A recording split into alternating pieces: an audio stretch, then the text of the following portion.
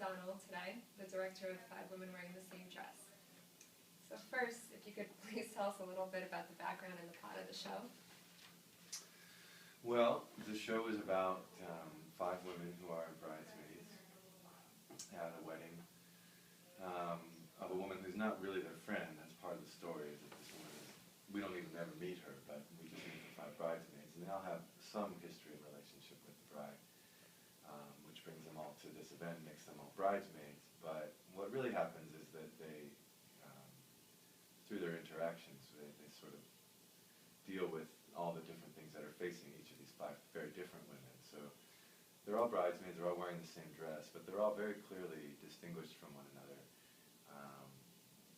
And we just sort of get to work through a lot of their present issues with a lot of humor, thankfully. So, you know, it sort of addresses life pretty straightforwardly, but brings a lot of laughter to it as well. And what is the background of the show itself? Is it a Southern play, or is it... Well, it's set in Knoxville, Tennessee,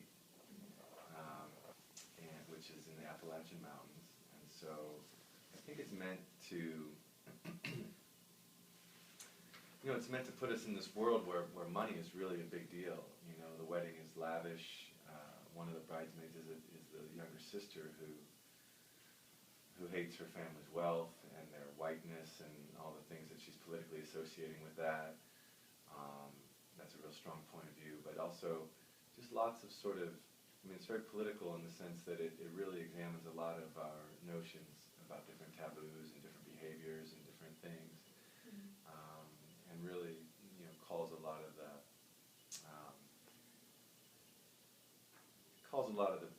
the weaker arguments, you know, to question.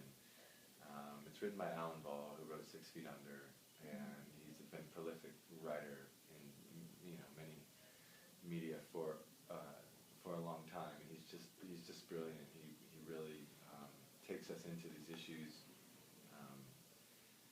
with either humor or whatever is necessary, and then, you know, the play moves on very quickly. So yeah, it's a Southern play, you could say. The girls are going to be trying to speak in an Appalachian dialect, so that's going to be really fun. It's already fun.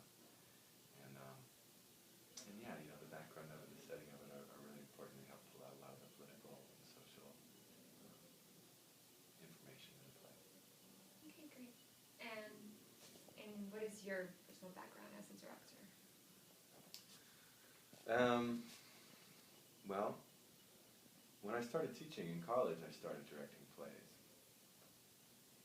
And so it's been about 15 years now, and I've basically directed about a show a year. And so no education in directing, but I have an education in theater and performing, and I've certainly been in a number of shows. So you know, I just like being in charge, I guess. You know, I used to quarterback the football team, for God's sake, so, you know, now I want to get in charge of everything. And what is it about the show specifically that made you want to direct it? I love the fact that it addresses serious issues, you know, politics and AIDS and sexuality from many different, you know, points of view, and religion it addresses, you know, very, very head on. It's not about any of those things. It's about people, I guess I would sooner say it's about people figuring out these questions and why we're so conflicted internally, and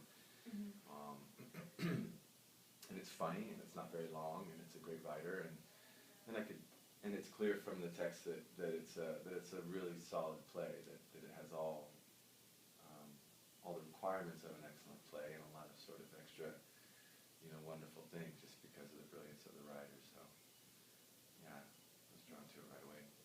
And how has it been working with the cast so far? It's been great, you know. I mean, you know, our students are the best. They really come to work hard every day, and it's a part-time job to have rehearsal, you know, for 20 some odd hours a week, and they're working hard. It's always a difficult process because I like to use the rehearsal space as a place to teach.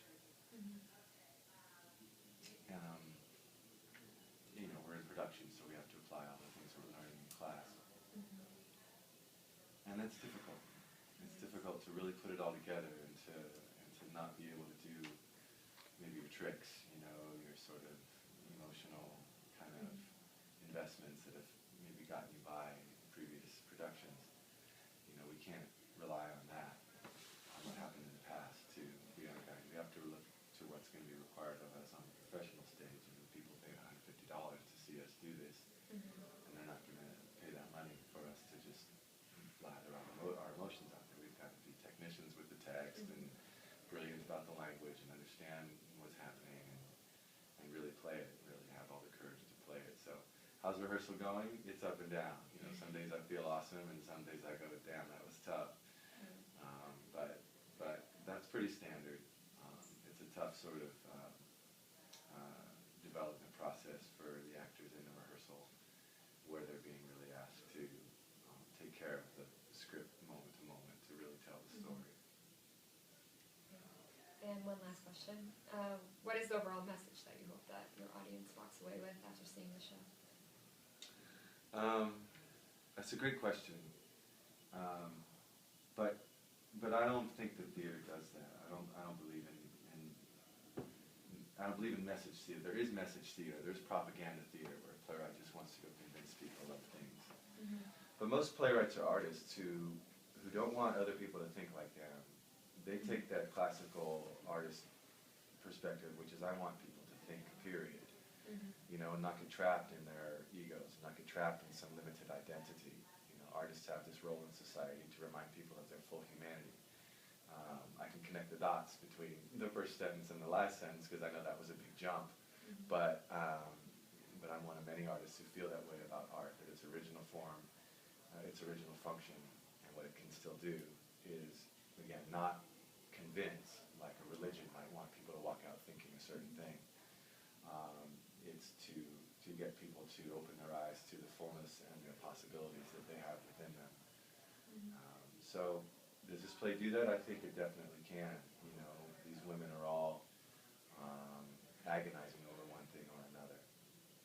And the thing that is causing their internal conflict in each character is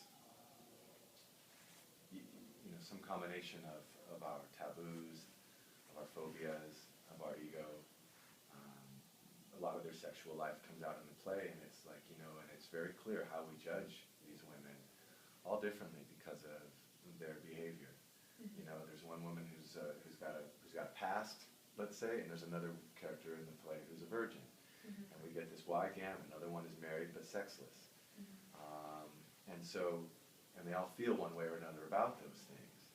And all their feelings about those things are, you know, part of this fantasy of this evaluation and valuation that we seem to have to put on everything, particularly when it comes to sexuality, particularly when it comes to female sexuality, right? It's always, this finger is always being shaken at people. And so, you know, when we have conversations with our friends, sometimes we can say, you know, that's all bullshit.